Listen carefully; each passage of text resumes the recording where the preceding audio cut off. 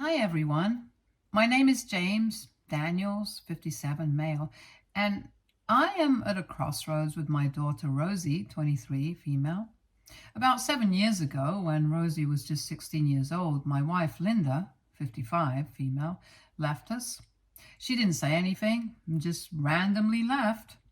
I met Linda in college. I was 22 and she was 20. It was one of those typical love stories where we locked eyes at a party and just clicked. She had this incredible laugh that could light up the room and a way of making everyone feel important. We dated for 3 years and I proposed to her on a wintry night in a park. It was snowing lightly and she said yes with tears in her eyes. We were so happy then. I really thought we'd be together forever. We got married in a small ceremony with just our close family and friends. Linda looked stunning in her white dress, and I was the happiest man alive. For the first few years, everything was great. We had our ups and downs like any couple, but nothing we couldn't handle. We even bought a little house in a quiet neighborhood and turned it into our cozy home. Then Rosie came along and everything changed. She was the most beautiful baby I had ever seen, with her mother's eyes and my smile. Being a father was the best thing that ever happened to me. I remember staying up late at night holding Rosie and dreaming about our future together. Linda was a wonderful mother at first. She doted on Rosie and seemed genuinely happy, but as the years went by, things started to change. Linda became distant. She wasn't the vibrant, happy woman I married. She seemed unhappy, but whenever I tried to talk to her about it, she'd brush me off or get defensive. I didn't know what was wrong, and she wouldn't tell me. We started arguing more and more. I'd come back home from work, and she'd be in a bad mood, snapping at me for no reason. I tried to be understanding and supportive, but nothing I did seemed to help. I remember one day, about a year before she left, she told me she needed some space. She said she felt trapped and needed time to figure things out. I was devastated, but agreed to give her some space. She moved into the guest room and our communication became even more strained. We were like two strangers living under the same roof. Despite the tension, I tried to keep things normal for Rosie's sake. She was a teenager and going through her own struggles. I didn't want her to see the cracks in our marriage. Linda still cared for Rosie, but it was clear she was struggling with her own issues. I thought maybe she was going through a midlife crisis or something, but I never imagined she'd actually leave us. One day, I came home from work and found a note on the kitchen table. It was from Linda, saying she needed to leave and find herself. She didn't give any specifics or say where she was going. She just said she couldn't do it anymore and hoped I'd understand. I was in shock. I couldn't believe she would just walk out on us like that. I felt like my whole world had come crashing down. Rosie was heartbroken. She kept asking me why her mom left, and I didn't know what to say. How do you explain something like that to a teenager? I told her that her mom loved her very much but needed to sort out some things in her life. It was a tough time for both of us. Rosie and I grew closer as we tried to navigate our new reality without Linda. Later, I found out that Linda actually left me for someone else. She sent me divorce papers a few months later. I signed them just to get it over with. Soon after that, she got married to David, 59, male. Now, as a man, my self-esteem was extremely low. There was no denying that Linda left me because David was richer. However, eventually I got over it. Finding out she left me for someone else was a huge blow. It felt like a knife in the heart. I remember sitting on the couch, staring at those divorce papers, trying to process everything. I couldn't believe she had moved on so quickly, and to someone who was frankly way better off financially. It made me feel like I wasn't good enough, like I couldn't provide what she needed. David was a successful businessman. I'd seen pictures of him online, and he looked like he had it all. Fancy cars, a big house, the works. I couldn't compete with that. I worked a regular job, just enough to pay the bills and provide for Rosie. Linda had always been supportive of my work, or at least I thought she was. I never imagined she wanted more, that she felt like she was missing out on the luxurious life. When she married David, I was devastated. I felt like I was being replaced not just as a husband, but as a father too. David was the kind of guy who could give her everything she ever wanted, and that stung. I spent a lot of time questioning myself and wondering what I did wrong. It was a dark period, and I often felt like I was drowning in my own self-pity. For a while, I just went through the motions. I took care of Rosie, went to work, tried to keep things together, but inside, I was a mess. Rosie noticed, of course. She tried to be strong, but I knew she was hurting too. She missed her mom, and it was hard for her to understand why Linda chose to leave us for someone else. Eventually, I realized I had to pull myself together for Rosie's sake, if not for my own. I couldn't keep living in the past and letting it ruin my life. Years passed, and Rosie got more used to life without her mom. She stopped asking questions and just accepted that Linda wasn't around. She focused on her college and friends, and I think that helped her cope. But then, one day, out of the blue, Linda reached out to her. I remember the day Rosie told me her mom had called her. She was so excited, but also nervous. She didn't know what to expect, and honestly, neither did I. They started talking on the phone, and soon after they met up for coffee. Rosie didn't tell me much about their conversation. She seemed happy, but I could tell she was also cautious. She didn't want to get hurt again. I tried to be supportive, telling her that it was good to have her mom back in her life. Deep down, though, I was scared. I didn't want Rosie to get her hopes up and then be let down if Linda decided to leave again. Over time, their relationship seemed to grow. They would meet up occasionally, and Rosie started mentioning her mom more often. She would tell me about their chats and the things they did together. It sounded like they were getting along, and that made me happy. Rosie deserved to have her mom in her life, and I hoped that Linda would stay this time. Things took a turn a few months ago when Rosie told me that she was getting married.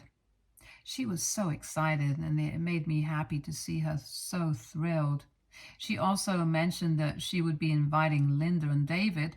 While I wasn't too thrilled about seeing them, I was genuinely happy for Rosie. It was her big day, and I wanted it to be perfect for her.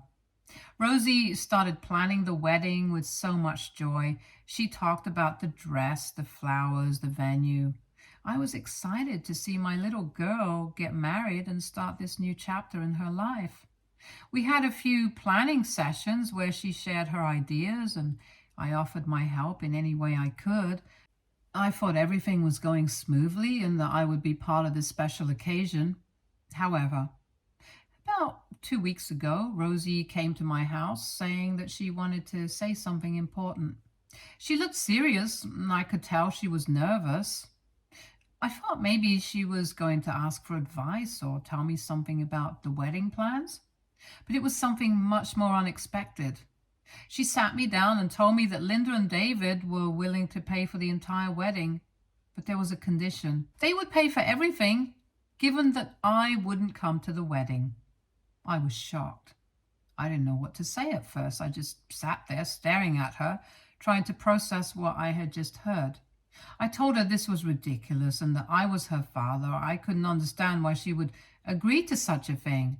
I asked her who would walk her down the aisle if I wasn't there. She said David had agreed to do that. Hearing that was like a punch to the gut. I was hurt and confused. I saw it in her eyes that she had already made her decision, and that broke my heart even more. I asked her how she could do this to me. After everything we had been through together, how could she just cut me out of such an important moment in her life? She almost seemed annoyed by my question, like she didn't understand why I was so upset. She said that David was better because he could afford to pay for the wedding. It was like she didn't even care about my feelings. I was heartbroken. I couldn't believe my daughter, my little girl, who I had raised and loved, could be so cruel. It felt like all those years of being there for her meant nothing now. I told her, okay, if that's what she wanted, then I was okay with it. But I wasn't fine with it. at all. Inside, I was shattered. It felt even worse than when Linda left me. At least then I had Rosie to hold on to. Now it felt like I had lost her too. I was in no way a poor man. I had a good job and a comfortable life, and I always managed to provide for Rosie, but I definitely couldn't give her the kind of extravagant wedding that Linda and David could. They had money and connections that I just didn't have. Still, I had one thing I had been saving to give her as a wedding gift, something that meant a lot to me. My parents left me a property in a highly affluent neighborhood. It was a beautiful house, much nicer than the one I lived in. I had always thought of it as Rosie's inheritance. I had planned to give it to her on her wedding day as a surprise gift. I thought it would be a perfect start for her new life. It was my way of showing her how much I loved her and how much I wanted to support her future. But since I wasn't invited to the wedding, I started to question if there was any point in giving her this gift. I mean, why would I give her something so valuable if she didn't even want me at her wedding? It hurt to think that she might not care about my gift, just like she didn't seem to care about my feelings when she chose David over me. I have a niece, Lily, who's 19 years old. She's a sweet kid and I love her a lot. She's always been there for me and we have a great relationship. She's studying hard, working part-time and dreaming of her own future. She's kind and thoughtful and has always made an effort to keep in touch, even when things got tough with the family. I started to think about giving the house to her instead. Lily's family wasn't well off and she had struggled a lot. I knew that a house like that would change her life. She could live there or sell it and use the money to fund her education or start a business. The more I thought about it, the more it made sense. There was someone who loved and appreciated me and who could really benefit from this gift. So I made the decision. I decided I was going to give the house to Lily. It wasn't an easy choice because deep down, I still wanted to give it to Rosie, but I felt like it was the right thing to do. I didn't want to give something so precious to someone who didn't seem to value me or my presence in her life. When I told Lily about the house, her eyes lit up with joy. She couldn't believe it. She hugged me and thanked me over and over again. It felt good to see her so happy, to know that I was making a real difference in her life. It was a moment of joy in what had been a very difficult time for me. However, when Rosie heard about this, she wasn't having it. She called me, probably to try to talk me out of giving the house to Lily. I saw her name pop up on my phone and my heart sank a little, but I didn't pick up. I wasn't ready for another confrontation or for more hurtful words. The next day, she came to my house. I could see her through the window, standing on the porch with a look of determination mixed with frustration. I knew this wasn't going to be a pleasant visit, but I opened the door anyway. She came in, looking around like she was seeing the place for the first time in a long while. It felt tense, and I could tell she was gearing up to say something big. Rosie sat down on the couch and started to talk. She said she heard about the house and how I was planning to give it to Lily. Her voice was calm at first, but there was a hint of something more beneath the surface. She said she was surprised and that she thought the house was meant for her. It felt like she was trying to guilt trip me, to make me feel bad for giving something valuable to someone else. She started to cry, or at least it seemed like crying at first. Tears welled up in her eyes and she looked at me with this sad, almost pitiful expression. She said she couldn't believe that I would do something like this to her, that after everything she deserved the house. She talked about how much it would mean to her and how it would be a way to start her new life with her husband. It felt like she was trying to manipulate me, using those tears to get what she wanted. But the more she talked, the more it felt off. Her tears seemed forced, like she was putting on a show. She kept looking at me, waiting for a reaction, expecting me to crumble and give in to her demands. She said things like, "Dad, how could you choose Lily over your own daughter?" And, "Don't you love me?" It was painful to hear, but I could see through it. It was clear she was trying to use my emotions against me. Rosie talked about the wedding, how beautiful it was going to be, and how much it would mean to have a house like that to start her new life. She said David and Linda were only trying to help her have the best start possible, and that I was being selfish by not supporting her dreams. She made it sound like I was the bad guy, like I was the one causing all the problems. It was hard to listen to because deep down, I just wanted to make her happy. She kept crying and saying she couldn't understand why I would do this to her. She tried to make me feel guilty for not being at her wedding and for not being the one to walk her down the aisle. She said she missed me and wanted things to be like they used to be, but it didn't feel genuine. It felt like she was saying whatever she thought would make me change my mind about the house. She even said that I can come to the wedding if I want. It felt like a last-ditch effort to win me over. She framed it like she was doing me a favor by letting me attend. But I told her that I didn't want to do this anymore. I was done being manipulated and treated like an option instead of a priority. It wasn't just about the wedding or the house, it was about how I had been pushed aside and how my feelings had been disregarded. However, some of my relatives are now telling me that I took things too far. What do you guys think? Update 1. Hello everyone. Thank you for your kind words. Your support really means a lot to me. I do have some updates and things have taken quite an unexpected turn. After my last post, Rosie kept calling me and texting me, trying to reach out. She left voicemails too, but I ignored them. I wasn't ready to talk to her, especially after everything that had happened. I needed time to heal and to figure out my own feelings. I thought that maybe with time we could have a real conversation, but I didn't want to rush into it. However, things have changed drastically since then.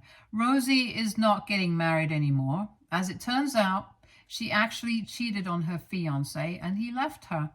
I was shocked when I found out. I never expected something like this to happen. Apparently her fiancé caught her in the act. He came home earlier than expected one day and found Rosie with another man in their own apartment.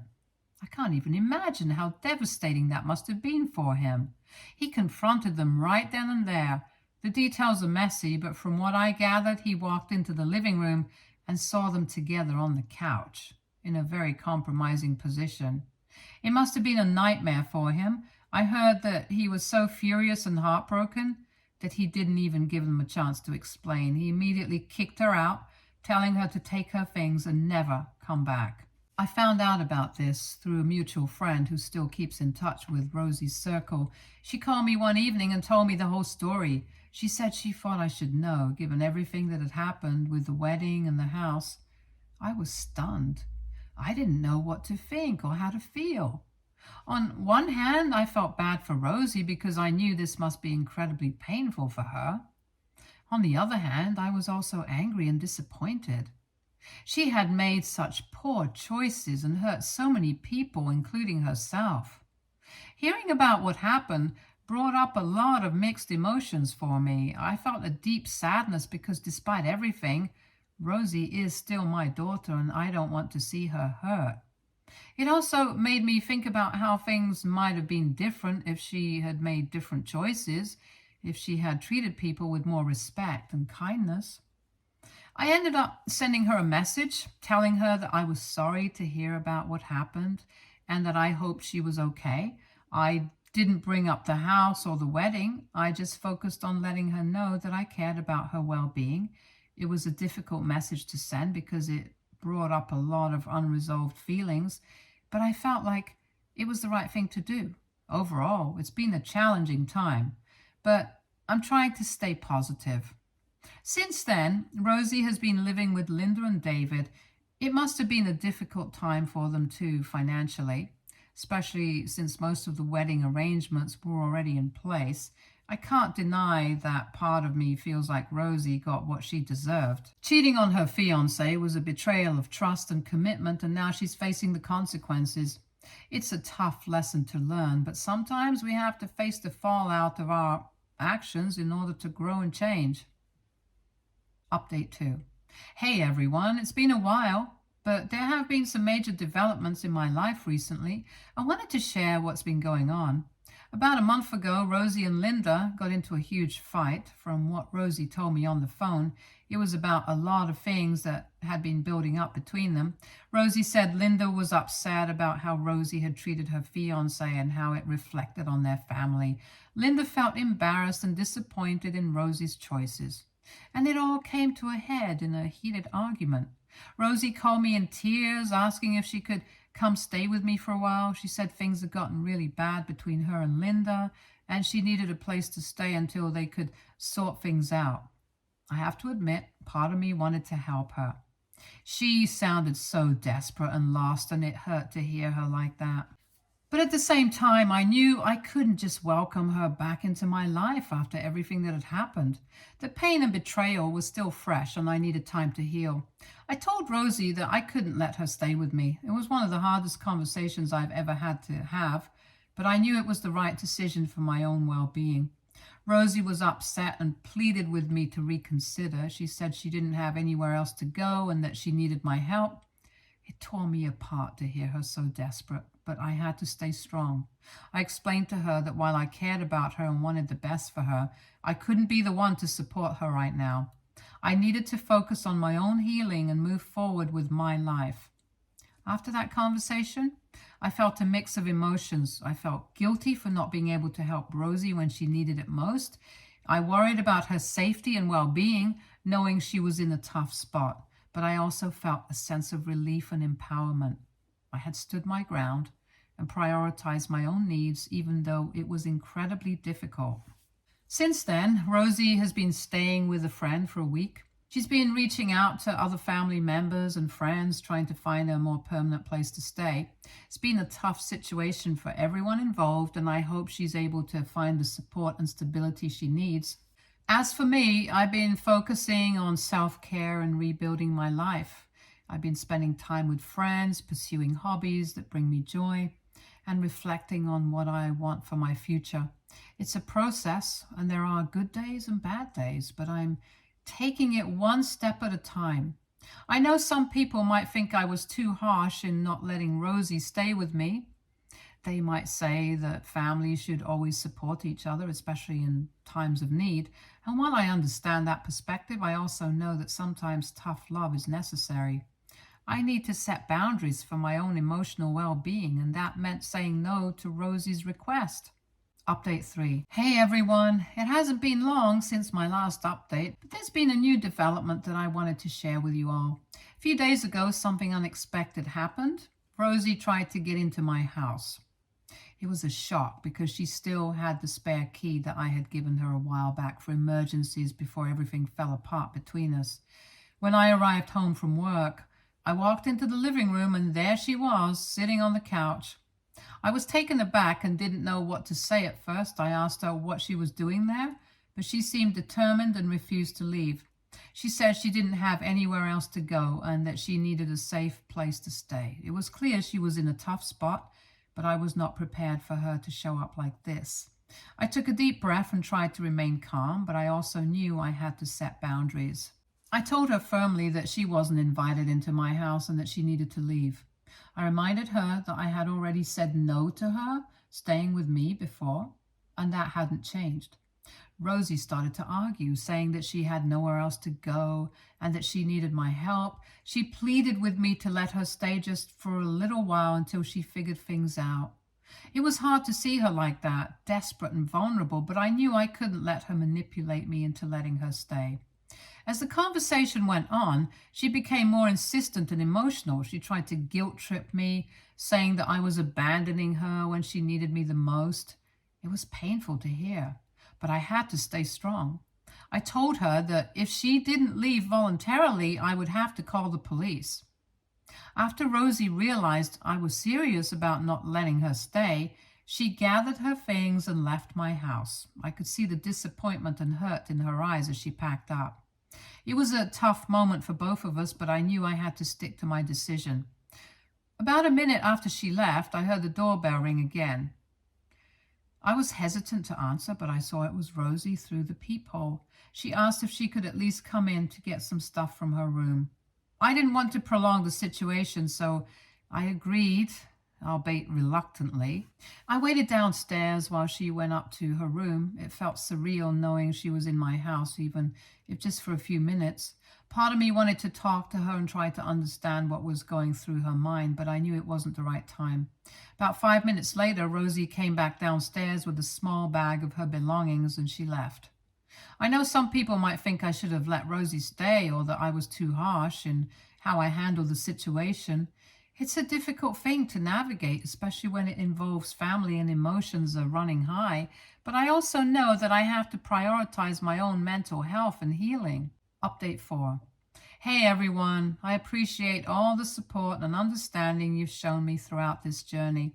I wanted to give you all a final update on where things stand now. Recently, some of my relatives came across this Reddit thread and showed it to Rosie. She was upset that I had shared our family issues with strangers on the internet.